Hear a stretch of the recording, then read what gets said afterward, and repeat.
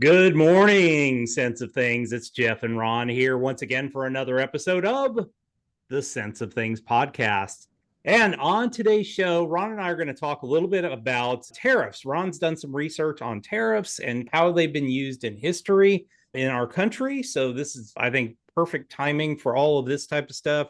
I'll go over some fun stuff at the beginning, and then I'll finish up with a little bit of economic data, some economics from this week that we've heard, and just things to keep our eye out for.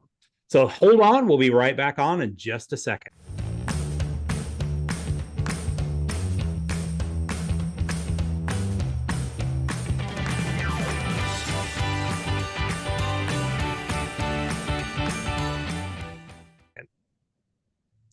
Hey everybody, it's Jeff and Ron here. Ron, how you doing, my friend?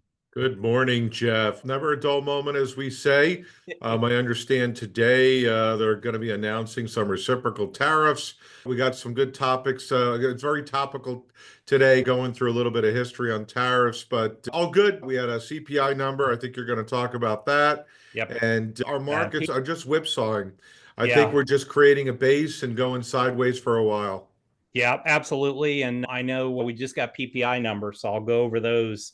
They just came out. So similar story there. But Nice. what I wanted to do was get us kicked off here with what I call the misuse of funds, starting to educate our audience on some of the things that we just don't do good with money.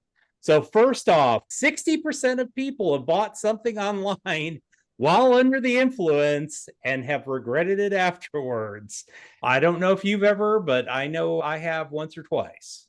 I have not, but you know what? All this is just 2.0 of doing this because back in the day before the internet, people that couldn't sleep or were drinking were buying crap off of QVC on TV. It's the same Absolutely. thing. Now you can do it on your Absolutely. phone. And back in the day when you had to call an 800 number to do all that. But yeah, it's not changed at all. And I guarantee for history, people have done the same dumb things. Absolutely. All right. Coffee budget. We spend more per year. The average person spends more on coffee per year than they actually spend on their retirement. Not a surprise there, I don't think. Well, I But heard there was a stat years ago that people spend more time planning a vacation than they do talking about their finances or retirement on an annual basis. So absolutely. But they put in some good time, like in that last, I don't know, 2 or 3 months prior to retirement. That's when they put some planning into place and really get it going. I used to have a thing that I stuck on my wall that was a, I think, Far Side cartoon or something like that, where the guy walks into his financial planner's office and sits down and said, "I've saved nothing for retirement. It's your chance to be a hero, genius." So, yeah, I don't care how big of a cape he has, it ain't happening. yeah, it's just not going to happen. Subscriptions. People lose a massive amount of money every year on just subscriptions that they've completely forgotten about. It's interesting to me that the concern from all these big TV channels and all that was, hey, we're going to be losing all this ad revenue and everything to streaming services. How did they change it? They don't even put onto their channels, the new shows go onto the streaming platforms that you have to pay for, which is amazing to me. Actually, this is good timing. I just got an email yesterday. I've had YouTube TV for a little over 2.5 years. Sure. And I was ticked off that after the first year, my Major League Baseball network got taken out because they couldn't deal with the contract. Now I just got Yeah. a notice yesterday, Paramount and any Paramount associated channels may be gone within a month or so because Paramount can't make money on their streaming service. So they want to stick it to YouTube TV. So if that goes away, I forgot how, I think it's 4 or 5 channels, and I guarantee I'm watching one or two of those or recording Yeah. something off of it.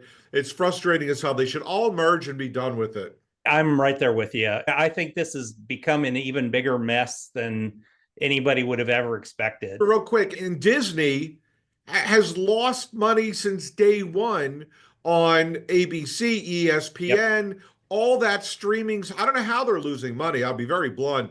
Between all of the right fees and commercial, I don't know how they're losing money, but apparently even Iger coming back for what, the third or fourth time, he can't Yeah. solve it either. No. So they No, just it's got a to mess. merge. They just got to merge and be done Yeah. with it. Our streaming bill will get back up to where the goddamn cable bill was. That's exactly. And honestly, I think it's getting there. I was looking at my Netflix bill the other day, and I'm going through this major review all expenses and all that, and I looked at my Netflix bill, and I'm like, holy crap, it's $30 Why would it be $30? I thought it's one subscription and you get 3 connections. No, there's three different levels, and apparently I was on the highest level, and I'm like, okay, I don't need that. Let's go down one. All right, I did. Well, thank you. I got to Check look. that before, yeah, because I had never changed anything, and all of a sudden I thought it was like around 17. It was like up around $30, and I thought it was like 17. All yeah, right, I'll check. let's jack that back down. All right, pet spending. Millennials spend more on their pets than they do on their health insurance. Well, that's a given. Yeah. That's you got little national totally spoiled dog day going on there. Love it. All right, and last one, lottery dreamers. It turns out that people that win the lottery typically are completely broke in 5 years, so they don't. Well, they're like athletes. Exactly. Yeah, exactly the same thing. Yeah, all this money comes at them, and they're just doing the snow money, baby. With that said, let's stop sharing here for a second. Let's go on to your stuff on tariffs, man. All right, so here we go. So I need to get this out of the way. Just saying. Thank you. I just sent out a video. If I had more time, I would have done something. Obviously, the Super Bowl, I mean, they had more viewers this year than ever. Yeah. People said it was boring, but not if you're an Eagle fan. But Nope. people could go out there and do a search on YouTube, German TV explaining the push. And watching them do this and do it in German, it's not a once watch. You're going to watch this 2 or 3 times and send it. Actually, I did send it to you. I texted it to you. You did yesterday. text it to me. I just noticed that. You got to watch it. You want to show it next week? Fantastic. All right. Just saying. Hey, listen, this has only happened twice in my life. I love you like a brother, but I'm sorry, as a lifetime Cowboys fan, I couldn't root for the Eagles ever. Oh, okay. Hold on. I got to make a Cowboys comment. So I do not want Jerry Jones to ever sell the team or ever to die, because since he's been GM, do you know how many playoff wins you've had since your last Super Bowl in the last 29 years? It's not very many. 4. Yeah. 4. Yep. And I would tell you this, I have not heard one intelligent sports reporter ask Jerry Jones the following question. If you hired a GM, Jerry, and they only had 4 playoff wins in 29 years, would they still have their job? Yeah, absolutely not. No. That's all I have to say about owners that meddle with their teams. Yeah, just let somebody else run it, and then you can fire them and get somebody else in there. Yeah. So I'm not going to be reading everything because people could pause the podcast and read it. But I think this is important, that I think people are just listening either to the current administration or have their own impressions of what has happened in the past. But a tariff is a tax on imported and exported goods. Tariffs are a form of trade regulation that protect domestic industries from unfair competition. So before I get into anything, I remembered it was about 3, 4, 5, 6 years ago, I can't remember now, that milk from Canada was coming in, and the northern state farmers were really ticked off because they were undercutting their price and they weren't able to make money. So there was a tariff put on Canadian import milk for a period of time. I don't know if it's still in place. I don't know how long it lasted, but that's the purpose of it, is to protect, right? Yeah. So there's a lot of things here. I'm not going to read all this. You could pause and read it, but this is all good stuff. I called from the internet. I didn't create any of this, but they're levied on the value of imported goods. So you don't want to, here's the whole thing. It's like the Laffer curve. People could look that up too. You don't want to do too much because then you'll stifle trade, but you don't want to do too little because it potentially may hurt you. So it could be on any product. It vary by product, country, or trade agreement. So looking down here into why tariffs are used, as I just mentioned, it helps domestic industries compete with foreign competitors. Remember that whole thing 4 or 5 years ago about all the China steel that was coming into the US, but it There was, wasn't coming in directly from China. It was going into Mexico, it was going into other countries and then coming in. And then our US steel companies were having a tough time competing because all they were doing was just dumping steel here to bring down the cost of steel, which worked great if you were building houses yeah, and buildings, but it not hurt not our so good if companies. you're a steel company. Absolutely. And then the last one here is 100%. I don't care what anybody says. Tariffs not can, but most Mm. probably will increase the cost of imported goods. Yep. So everybody talks about we got to keep bringing manufacturing back here to the US from China. That's great. Do you want to pay $300 for a pair of sneakers? Because by Mm. the time you get done with US labor and unions, Mm. that's what a pair of sneakers are going to cost instead of 40 or $50. Yeah. Now, is that right or wrong? Hey, listen, that's a conversation for another time. But this is, how they work, how they're used, and the potential impact on consumers. So Mm. let's go to the next one.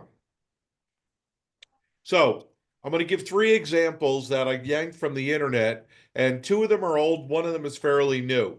So in 1789, this was the first tariff enacted by the newly formed U.S. government right after the Revolutionary War. It aimed to raise revenue for the federal government and protect emerging American industries because we Mm. were just burgeoning and creating, and to help pay off Revolutionary War debt. So that made sense, right? Mm. It's basically a rebuild from the war. By the Yeah. way, once this whole Ukraine Russian thing is ended, I wonder who's going to fit that rebuild. Yeah, I think one of the negotiations I'm hearing is they've got a lot of rare earth minerals. So there's a hopefully a little nice trade-off there of, okay, we'll help because we were going to have to put money into it anyhow, but at least we can get something out of it of value instead of just giving money. It's okay, let's do some trade and we'll make this work. I agree. I never heard of this one, the Moral Tariff in 1861. Hmm. Obviously, this was for the right before the Civil War. Yeah. Named after U.S. Representative Justice Smith Morrill, this tariff aimed to protect American manufacturers from foreign competition and generate revenue for the federal government. And it played a crucial role in the funding the Hmm. Union efforts during Civil War. Are we getting a pattern here about war and Yeah. funding and covering debts and whatever? Now, the third one is a little bit more current. This was I don't remember this one. Maybe you I don't do. either. So President Obama imposed a 35% tariff on tires imported from China to boost the domestic tire industry. The tariff was a response to a surge in Chinese tariff imports that led to Hmm. job losses in the U.S. tire industry. I was not aware of this. Obviously, this was coming out of the financial crisis where they tried to Hmm. impose every program to stimulate the economy and get home building and everything going again. But Yeah. again, this is what it's used for. Is it used to punish? I don't know your thoughts on that, but the answer is Well, I yes, it is, but yeah, nothing else. It's a negotiating tactic. I think that's more than anything. I think it's a good negotiating tactic when you're the largest economy out there.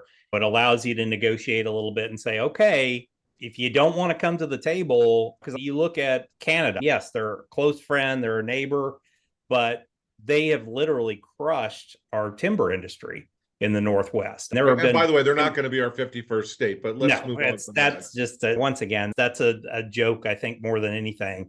But they've literally crushed because they have literally dumped and subsidized their timber industry, and it's crushed ours up in the Northwest. So they've shuttered plants left and right up in the Northwest. And I think it was something that I had watched years and years watching the shows on Discovery Channel about the timber industry and stuff like that. And you're like, my God, we're building it like crazy. And these guys are talking about, man, they can barely make it and all this. And I never could figure that out. And it's come out that Canada's been subsidizing their industry and then Yeah. dumping that timber here. Oh, they So got a lot of forest. yeah, they got a lot of forests. And yes, that's a major export for them. But the reality is, you know what? We've got to protect some jobs here in our country too. I think it's a good negotiating tactic. President Trump likes to negotiate unilaterally and not these big, wide, massive trade agreements. So Yep. I don't know. I think some of these are more of a threat than a reality, but I think there are going to be some that are put in place and they're going to stay there.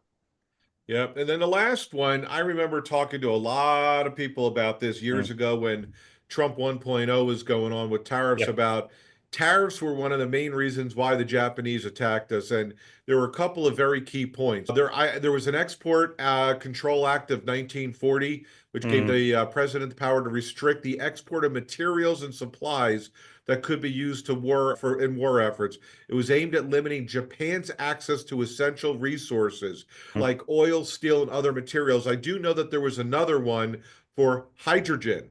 It was either Mm. hydrogen or helium. You know what? I can't believe I should have looked that one up. But there was one of those that Japan needed, and we did not give them any. That was one. Mm. Freezing Japan assets in 1941, U.S. froze all Japan assets in the United States. This move effectively cut off Japan from its primary source of oil and other critical supplies. And then the denouement, Mm. the oil embargo. This was the big one. This was the nail in the coffin for one of the main reasons why Japan attacked us in August 1941. U.S. imposed an oil embargo on Japan, which severely restricted Japan's access to oil. Mm. So what happened? Net result, they attacked us by surprise and retaliation. And here's the interesting thing about that last point. If you go by World War II scholars and people that really researched, the well-planned attack on Pearl Harbor is the one thing that was part of their strategy and they did not do, because it was supposed to be a part of the third wave. They only did two waves. The Mm. third wave was supposed to destroy all of the oil reserves that was right next to Pearl Harbor. The Mm. reason why it wasn't done in the first or second wave was because they thought all the black billowing smoke from the oil would cover the Pearl Harbor and they Mm. wouldn't be able to see the attack. That's why it was supposed to be part of the third wave. So if Mm. they would have done that, the scholars would have said all of our ships and our aircraft carriers would have been SOL, because they would have needed that oil for the attack on Midway and to Yep. help us in the Pacific War. So I think that was interesting how they didn't go after those oil reserves in Pearl Harbor, and that would have come back to bite us. Yeah. The way I look at some of this though, and being a historian myself, this was in response to the just horrendous takeover of Manchuria and stuff like that. So it Yes. wasn't that we just decided to willy-nilly do this. It was punishing them for a lot of really bad action and stuff like that. Yes, we did it, and yes, it did lead to it, but quite frankly, I'm not convinced that it wouldn't have happened anyhow. There was just too Well, many again, that things was the going end of the on. Japanese Empire, because after Yeah. that, they rebuilt and became basically a democracy, or however you want to look at it. Yeah, exactly. And we helped them do that. It was one of those things that my dad is a quality control engineer, and it was quality control engineers that turned Japan into who they are today. They took to quality control better than we did here in our country. Yep. And today's lesson, girls and boys, is done for the day. There'll be a pop quiz at the end of this podcast. But you can stop it and review the slides and stuff like that. That is correct. Just You a can couple review your quick things. notes. Couple things before we end. Of course, this week has been all over the fence with the markets and what's been going on, largely due to the CPI coming out a little hotter than had been expected. And oh, surprise, the Fed said that we're probably not going to change interest rates or drop interest rates anymore. Okay, I don't think that was any surprise, but the market seems to be surprised by it. Jobless claims came in today, right on target. I would expect that number to increase pretty significantly here in the next several months as the federal government downsizes.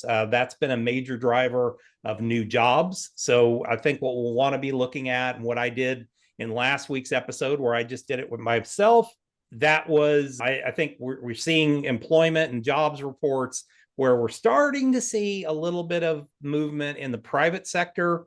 But I think you're going to see a massive drop in the government employment numbers. So you're going to see jobless claims go up. That shouldn't be a surprise. And the market shouldn't be surprised by that, but I don't put the past them. Last but not least, PPI final demand came in today, and it was a little hotter as well. So it was at the top end of the consensus range there. So once again, we're seeing inflation tick up a little bit, and it's not necessarily a tariff thing or anything like that. It's really actually stuff that's coming down the pike, and certainly in the food world with the egg prices and all that. The other big driver has been inflation in housing again, which has peaked itself up. So some things to watch. It's not massively out of control, but I think things that we need to keep our eye on going into this year. Agreed. Awesome. Ron, thank you for all that work you did on the tariff stuff. I thought that was incredibly interesting. And folks, make sure you subscribe to the channel so we can share these things with you. And would love comments. I've been having some great conversations with folks on YouTube in the comments section. So if you want to make a comment or say something, certainly that's a great place to do it, and we will respond to you there. So thanks a lot, and we will see you guys back here the very next time.